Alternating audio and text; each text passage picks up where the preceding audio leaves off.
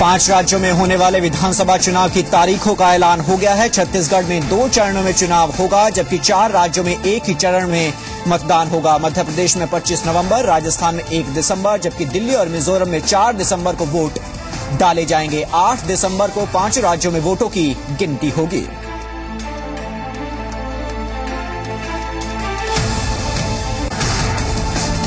पांच राज्यों में होने वाले विधानसभा चुनाव में वोटरों को पहली बार उम्मीदवार नापसंद करने का अधिकार मिलेगा, तो जागरूकता पर्यवेक्षक भी नियुक्त होंगे। 5 राज्यों में 1,30,000 मतदान केंद्र होंगे, जबकि 11 करोड़ मतदाता वोट डालेंगे।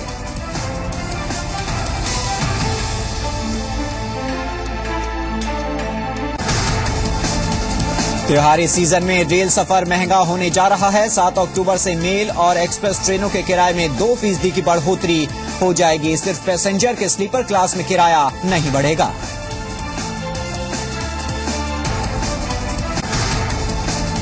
एसपी अध्यक्ष मुलायम सिंह यादव और मुख्यमंत्री अखिलेश यादव आज इटावा में लॉयन सफारी प्रोजेक्ट का निरीक्षण करने पहुंचेंगे। इस दौरान मुख्यमंत्री एक जनसभा को भी संबोधित कर सकते हैं।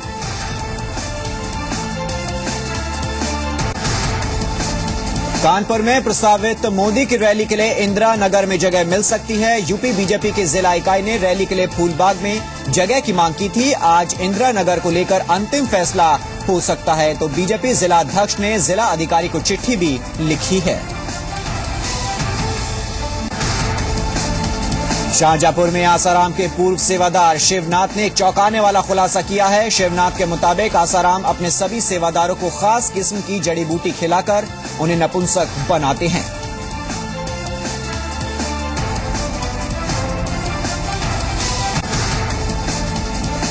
जापानी इंसेफ्लाइटिस की रोकथाम के लिए सरकार ने बड़ा कदम उठाया है। केंद्रीय स्वास्थ्य मंत्री गुलाम नबी आजाद ने दिल्ली में जापानी बुखार की दवाई जेनवैक लॉन्च की। प्रभावित इलाकों में ये दवाई मुफ्त में बांटी जाएगी। बाजार में इसकी कीमत 70 रुपए होगी।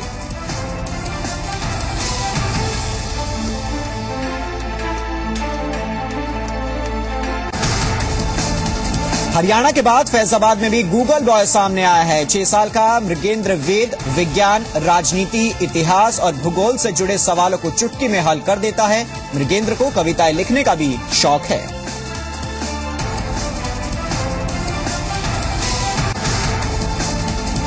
शक्ति की उपासना के पर्व शारदीय नवरात्र की आज से शुरुआत हो गई है। देश भर के मंदिरों में सुबह से ही रौनक है। सभी मंदिरों में श्रद्धालुओं की भीड़ उमड़ रही है। भीड़ के मद्देनजर सुरक्षा के कड़े इंतजाम किए गए हैं।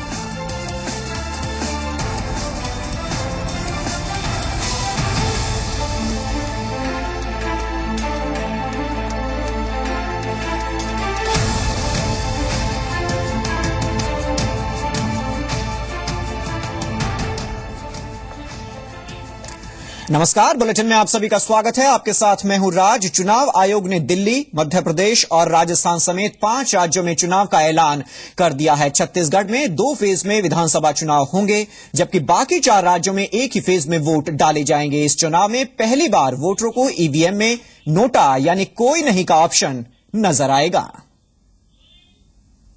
सियासत के सेमीफाइनल का ड्रॉ निकल चुका है। चुनाव आयोग ने दिल्ली और 4 राज्यों में विधानसभा चुनाव की तारीखों का ऐलान कर दिया है। सबसे पहले छत्तीसगढ़ में चुनाव होंगे। यहाँ मतदान 2 चरणों में होगा। तारीखें हैं 11 नवंबर और 19 नवंबर। पहले चरण के लिए 25 अक्टूबर तक नामांकन होंगे।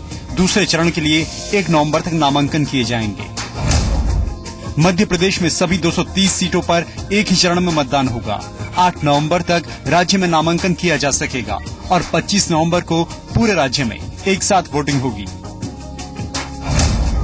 राजस्थान विधानसभा की सभी 200 सीटों पर भी एक ही चरण में चुनाव कराया जाएगा। 12 नवंबर तक नामांकन किया जा सकेगा और 1 दिसंबर को सभी सीटों पर वोट डाले जाएंगे।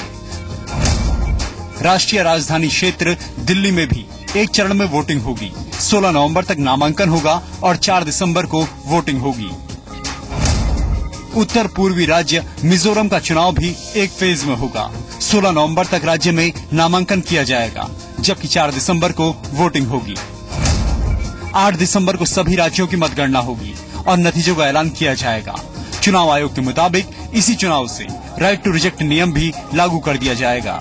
Commission is taking necessary steps to educate the voters on polling officials in this regard so that the facility of voter will be made available to the voters in the forthcoming election.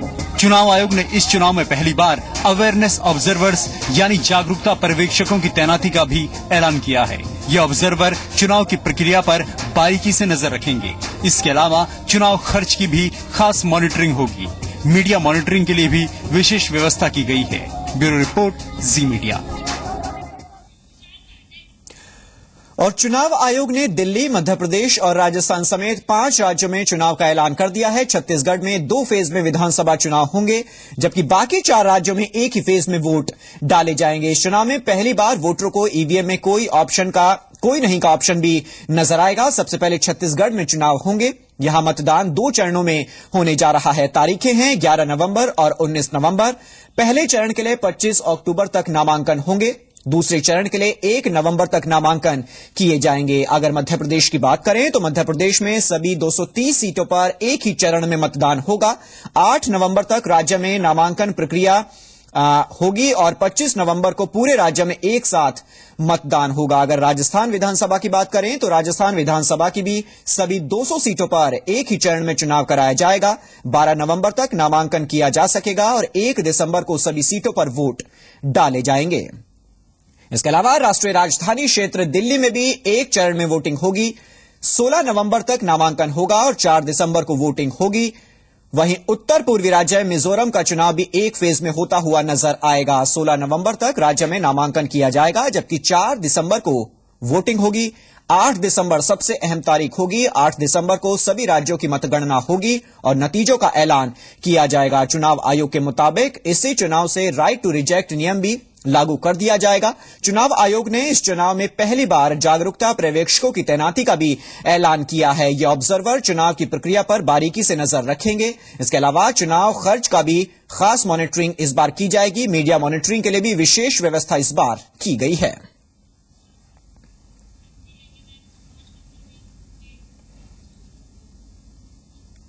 और मध्य प्रदेश विधानसभा की अगर बात करें तो मध्य प्रदेश विधानसभा में कुल 230 सीटें हैं, जिनमें साल 2008 में बीजेपी ने 143 सीटों पर परचम लहराया था। कांग्रेस के खाते में 71 सीटें गई थी, जबकि बीएसपी को 7, निर्दलीय को 3 और अन्य को 6 सीटें हासिल हुई थी।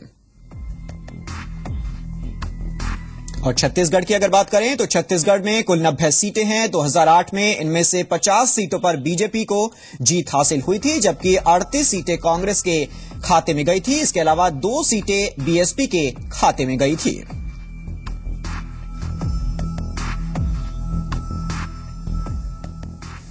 और वहीं राजस्थान विधानसभा में 200 सीटें हैं, जिनमें से 102 सीटों पर कांग्रेस का पिछले बार कब्जा हुआ था, जबकि 78 सीटों पर बीजेपी को जीत हासिल हुई थी। इसके अलावा 14 सीटें निर्दलियों ने हासिल की थी, जबकि 6 सीटें अन्य को मिली थी।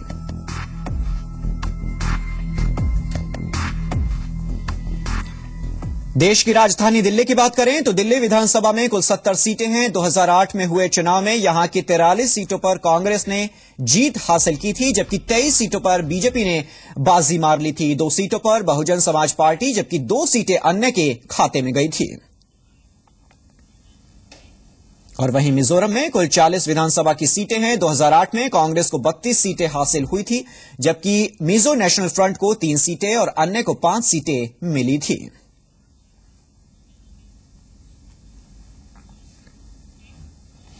और लोकसभा चुनाव की तैयारियों में जुटी पार्टियों के लिए सबसे अहम मोर्चा उत्तर प्रदेश बनने वाला है। लिहाजा सभी सियासी दल उत्तर प्रदेश को सियासी दंगल का मैदान बनाने में कोई कसर नहीं छोड़ रहे हैं और इन दलों की रणनीति देखकर यह साफ हो चुका है कि बहुत जल्द उत्तर प्रदेश में रैलियों का संग्राम छिड़ने वाला है।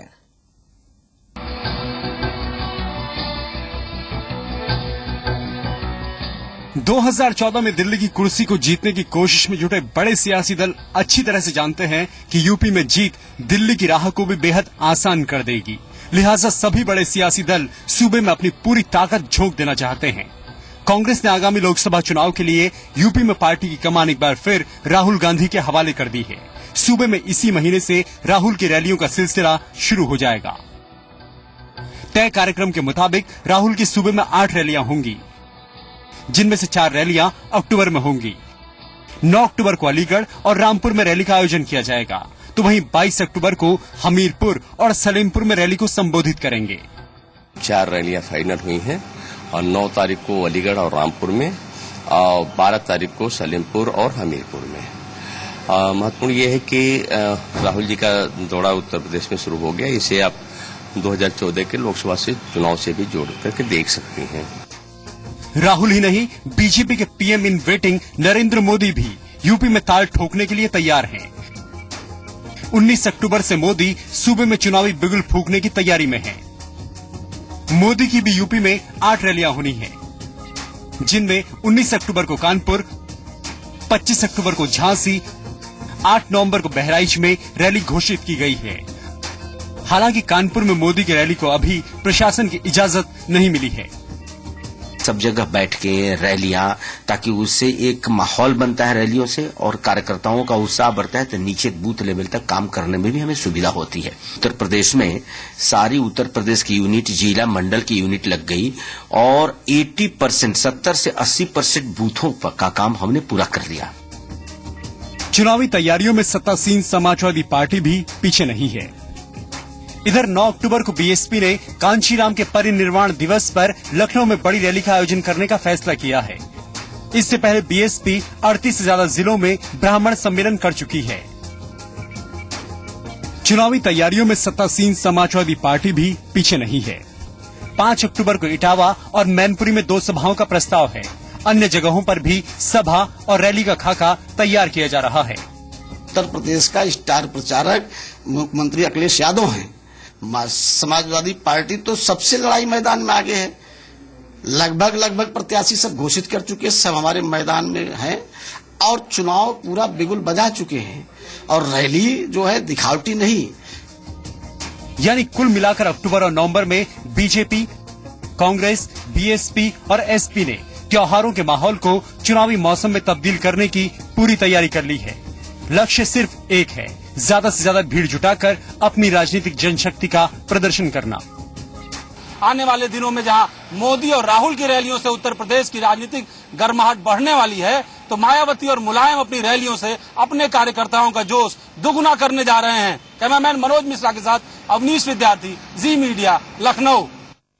और उत्तर प्रदेश के कैबिनेट मंत्री आजम खान ने एक बार फिर नरेंद्र मोदी पर निशाना साधा है। आजम ने कहा है कि वो ऐसे व्यक्ति हैं जिनका कहना है कि शौचालय पहले देवालय बाद में। ऐसे व्यक्ति का जिक्र करना भी धर्म का अपमान है। आजम देवरिया के जयनगर गांव में एसपी नेता मोहन सिंह की 13वीं में हिस्सा लेने पहुंचे थे। अफसर देश के सीक्रेट्स लीक कर रहा है। चीफ ऑफ द आर्मी ये बता रहा है कि आर्मी कहाँ कहाँ पैसा खर्च करती है और वो भारतीय जनता पार्टी का बड़ा नेता है। और वो एक ऐसे व्यक्ति को जो ये कह रहा है शौचालय पहले देवालय बाद में, ये तो सोच नहीं सकता कोई मुसलमान के किसी इबादतगाह के लिए कोई गिरे से गिरा व्यक्ति ऐसे ख्यालात का इज़हार करे। नरेंद्र मोदी के ऊपर उनका तो जिक्र ही नहीं आ रहा है। देवालय का जिक्र करना भी धर्म का अपमान है। और दिल्ली की एक अदालत ने कांग्रेस के सांसद नवीन जिंदल की कंपनी जेएसपीएल के केस को खारिज कर दिया है। इस केस में जेएसपीएल ने द संडे इंडियन मैगजीन के खिलाफ आपराधिक मानहानि की शिकायत कोर्ट में दर्ज कराई थी। कोर्ट ने कहा है कि कोल ब्लॉक आवंटन का मामला जनता और राष्ट्रहित से जुड़ा है और इस बारे में हर जानकारी पाना जनता का हक है। कांग्रेस के सांसद नवीन जिंदल की कंपनी जेएसपीएल को कोर्ट से बड़ा झटका लगा है। दिल्ली की पटियाला हाउस कोर्ट में मेट्रोपॉलिटन मजिस्ट्रेट गोमती मनोचा ने जेएसपीएल के उस कंप्लेंट केस को खारिज कर दिया जिसमें मैगजीन द संडे इंडियन के खिलाफ मानहानि का क्रिमिनल केस चलाने की मांग की गई थी। द संडे इंडियन मैगजीन ने पिछले साल नवंबर और दिसंबर में कोल ब्लॉक्स आवंटन से जुड़े 2 लेख प्रकाशित किए थे, जिसे लेकर जेएसपीएल ने इस मैगजीन के खिलाफ मानहानि की शिकायत दायर की थी। मेट्रोपॉलिटन मजिस्ट्रेट गोमती मनोचा ने अपने आदेश में कहा कि कोर्ट में कंप्लेंट केस दायर करने वाली कंपनी जेएसपीएल ने सीएजी की जो रिपोर्ट खुद कोर्ट में दाखिल की है, उसके मुताबिक कोल ब्लॉक आवंटन में जेएसपीएल सबसे ज्यादा फायदा पाने वाली कंपनियों में से एक है और कोल ब्लॉक का आवंटन प्रतिस्पर्धा नीलामी के तय नियमों के तहत नहीं हुआ। कोल ब्लॉक्स के आवंटन में सरकार और संबंधित मंत्रालय ने निष्पक्षता नहीं बरती, जिससे कुछ लोगों को दूसरे लोगों से ज्यादा फायदा हुआ। पूरे स्कैम के ऊपर से फोकस को डाइवर्ट करने के लिए जी मीडिया के ऊपर एक उन्होंने केस कर दिया और हमें जो हमारे पास जो फैक्ट्स आए थे उस पे काफी सारे सवाल खड़े हो गए थे उस केस के ऊपर। तो हमने उसके ऊपर अपना ओपिनियन लिखा और हमने स्कैम किस तरह से डीप स्कैम है, अगर इतने बड़े स्कैम को कोई मीडिया हाउस खुलासा कर रही है और उसके अगेंस्ट आप जाके केस ठोक दो तो ये गलत बात है। इसी के ऊपर हमने लिखा था। मीडिया की भूमिका का जिक्र करते हुए मेट्रोपॉलिटन मजिस्ट्रेट गोमती मनोचा ने कहा कि भारत दुनिया का एक बड़ा लोकतांत्रिक राष्ट्र है और प्रेस की आजादी कानून व्यवस्था और लोकतंत्र का एक महत्वपूर्ण स्तंभ है। जनता को ये हक है कि लोकतांत्रिक व्यवस्था में हो रही गतिविधियों को जाने और कोल ब्लॉक आवंटन के पूरे विवाद की जानकारी पाएं। कोर्ट को मीडिया की रक्षा करनी होगी क्योंकि मीडिया नैतिक, कानूनी और सामाजिक जिम्मेदारियों का निर्वाह करता है। इस बात से नजर हटाना भी गलत होगा कि मीडिया में भ्रष्टाचार की खबरों की बाढ़ आ गई है। इस केस के तथ्यों में जाएं और हर वो शख्स जिसके खिलाफ कोई जांच चल रही होती है और उसके खिलाफ मीडिया में खबरें आती हैं, तो वो उन मीडिया रिपोर्ट्स के खिलाफ केस करने का अधिकार रखता है। लेकिन अगर यही होता रहेगा तो तमाम न्यूज़पेपर काले पन्नों पर छपेंगे और टीवी चैनल सही रिपोर्टिंग नहीं कर पाएंगे। हमें यह नहीं भूलना चाहिए कि भारत उस दौर की तरफ बढ़ रहा है जहां राइट टू इन्फॉर्मेशन एक कानून है, जिसके तहत लोगों को जानकारियां पाने का अधिकार है। ऐसे हालात में मीडिया को दबाने की किसी भी तरह की कोशिश देश को पुराने जमाने में ले जाएगी, जब लोगों को कमरों में बंद कर दिया जाता था और उनकी आवाज दबा दी जाती थी। कोर्ट ने अपने आदेश में अंत में ये कहा कि इस केस को आगे बढ़ाने के लिए कोई पर्याप्त आधार नहीं है, इसीलिए इसे खारिज किया जाता है। महेश गुप्ता, जी मीडिया, दिल्ली। और यहां पर रुक रहे हैं, कुछ देर के लिए फौरन लौट रहे हैं कुछ और खबरों के साथ।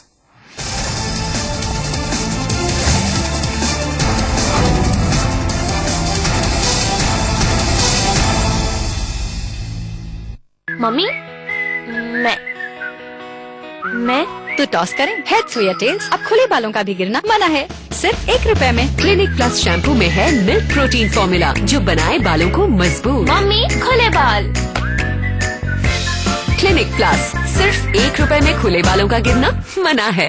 अनमोल है ये, इन्हीं से मिलती है शक्ति कि मैं समाज में अपनी जगह बनाऊं। समाज ने ना तो मुझे एक ब्राह्मण परिवार की बेटी के रूप में स्वीकारा और ना ही एक पत्नी के रूप में छोटी बहू। जी अनमोल पर कान्हा की भक्ति ऐसी कि दिल छू जाए।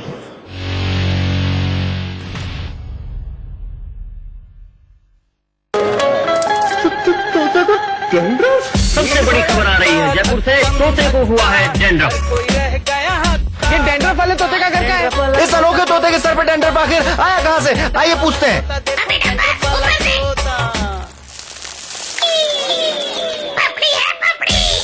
दीवारों पे पपड़ी से परेशान? पेंटिंग से पहले लगाइए बिरला व्हाइट वॉल केयर पट्टी, जो रखे दीवारों को नमी से सुरक्षित, यानी पपड़ी की छुट्टी।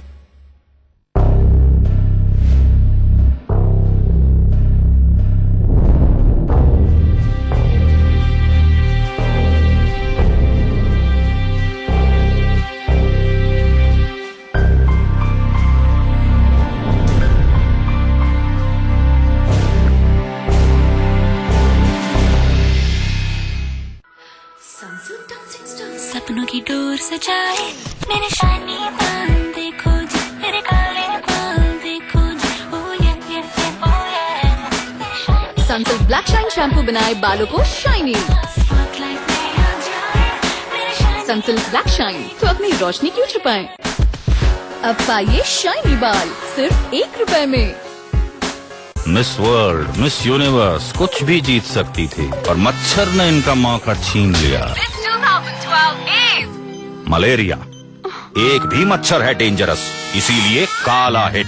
एक भी मच्छर नहीं बचेगा। मच्छर जानलेवा बीमारियां फैलाते हैं। किल पेस्ट, किल डिसीजेस। लो आपकी फसल में लगी हर प्रकार की सुंडी को मारे, किसानों को राहत, मेरी आफत बिल्लो। ले जान सुंडी की। Every day I see things around me that bother me. There's discrimination, corruption, bad roads, and not enough resources. I could easily shrug my shoulders and say कि इस देश का तो कुछ नहीं हो सकता and move on. Or I can say इस देश का बहुत कुछ हो सकता है. And I am involved in making that happen. Teacher हूँ. What kind of an example will I set if I do nothing? I am in because I am the change I want to see in the world.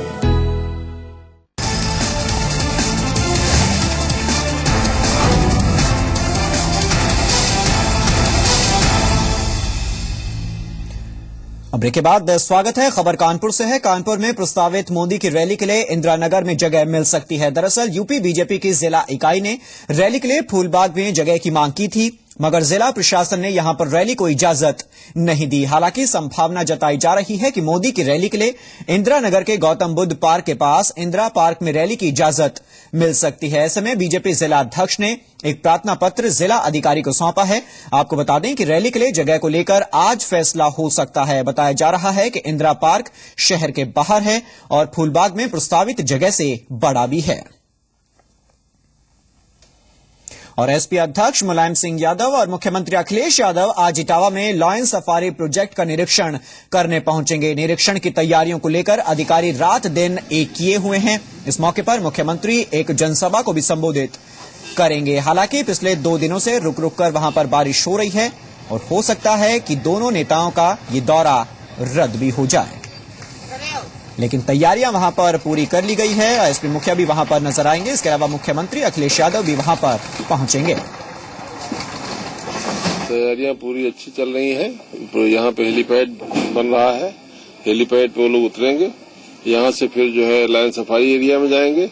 Lion safari area में जो हमारा picnic spot है वहां जाकर के वहां से lion safari का पूरा निरीक्षण करेंगे और उसके बाद यहाँ पर आएंगे इस प्लांटेशन एरिया में, इसमें अंतिम पौधारोपण किया जाएगा और इसके बाद ये जनसभा होगी। और मुजफ्फरनगर की अगर बात करें तो मुजफ्फरनगर हिंसा के बाद यहां सियासी लोगों का आना जाना लगातार जारी है। इसी कड़ी में शुक्रवार को बीजेपी अध्यक्ष राजनाथ सिंह के बेटे और यूपी बीजेपी में महामंत्री पंकज सिंह भी अपने सैकड़ों समर्थकों के साथ मलिकपुरा गांव पहुंचे। पंकज ने कवाल कांड में मारे गए युवकों के परिजनों से मुलाकात की। इस मौके पर पंकज सिंह ने केंद्र और राज्य की सरकार पर तुष्टीकरण की राजनीति करने का आरोप लगाया है। और यौन शोषण के आरोप झेल रहे आसाराम की मुसीबत कम होने का नाम नहीं ले रही है। शाहजहांपुर में आसाराम के पूर्व सेवादार शिवनाथ ने चौंकाने वाला खुलासा किया है। शिवनाथ के मुताबिक आसाराम अपने सभी सेवादारों को खास किस्म की जड़ी बूटी खिलाकर उन्हें नपुंसक बनाते थे। शिवनाथ ने आरोप लगाते हुए कहा है कि आसाराम अपने सेवादारों को ऐसी जड़ी बूटी इसलिए देते थे ताकि उनका अपनी पत्नियों से ध्यान हट जाए और वो उनकी सेवा में लगे रहें। यही वजह है कि आसाराम के कई सेवादारों के परिवार अब टूटने की कगार पर पहुंच गए हैं। कई आश्रमों में रहा, इलाहाबाद आश्रम में मेरे को बूटी खिलाई गई नामर्द बनने की।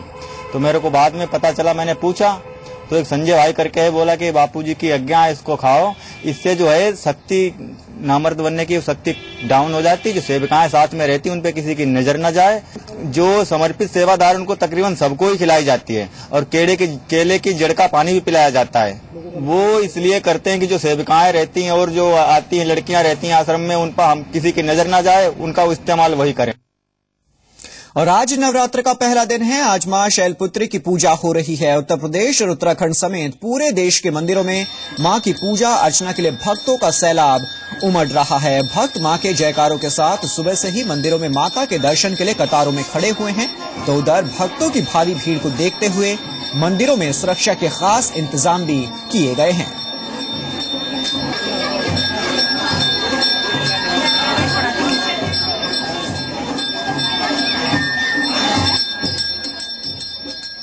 और आज से पवित्र नवरात्र की शुरुआत हो गई है। पूरे देश में जगह जगह दुर्गा पूजा के पंडाल भी सज गए हैं। इस बार इलाहाबाद में दुर्गा पूजा का स्वरूप पूरी तरह से इको फ्रेंडली होगा। दरअसल इलाहाबाद हाईकोर्ट की गंगा और यमुना में मां दुर्गा की मूर्तियों के विसर्जन पर रोक लगाने के बाद पूजा कमेटियों ने इको फ्रेंडली मूर्तियों को ही पंडालों में सजाया है। ये मूर्तियां पूरी तरह से मिट्टी की बनी हैं। इनमें प्राकृतिक रंगों का ही इस्तेमाल किया गया है। और इस खबर के साथ इस बुलेटिन में इतना ही। आगे देखिए उत्तराखंड स्पेशल।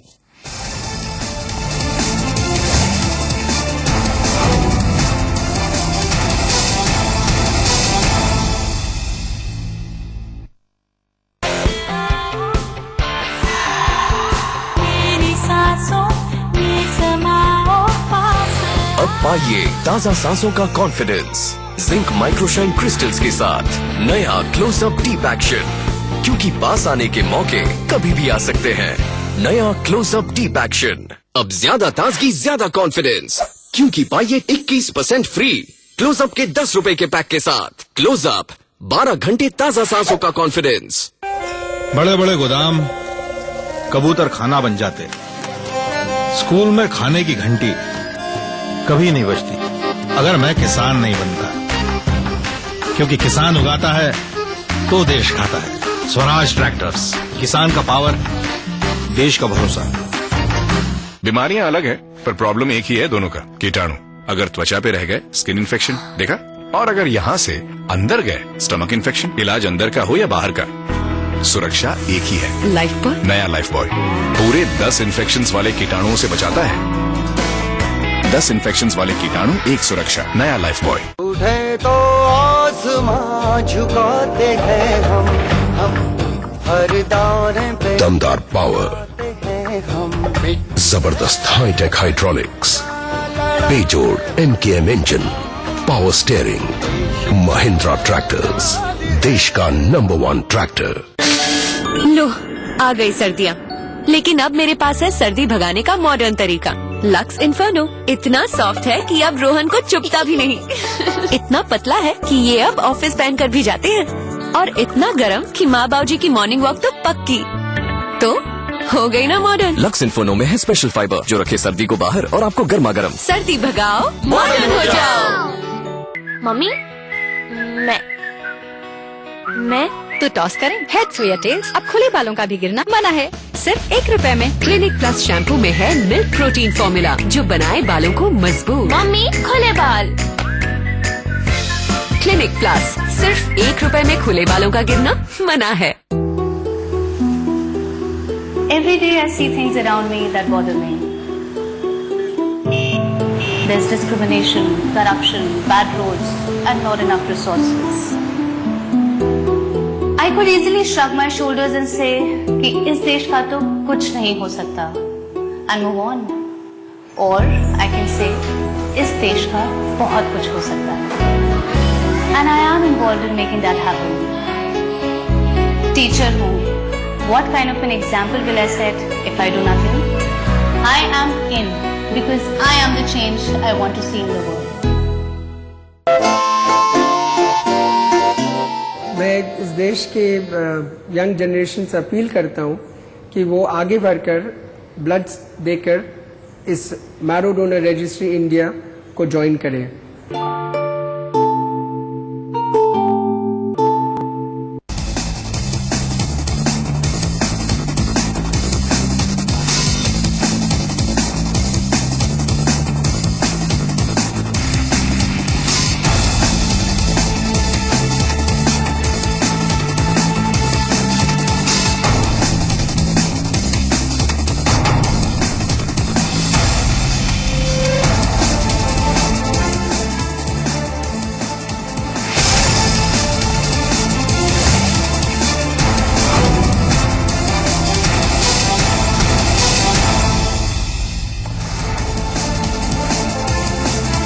आज से केदारनाथ और बद्रीनाथ की यात्रा शुरू हो रही है। मुख्यमंत्री विजय बहुगुणा के मुताबिक मार्ग में विश्राम के लिए 2 जगहों पर व्यवस्था की गई है। श्रद्धालु मेडिकल चेकअप करवा सकेंगे। एक दिन में 200 श्रद्धालुओं को ही केदारनाथ जाने की इजाजत है।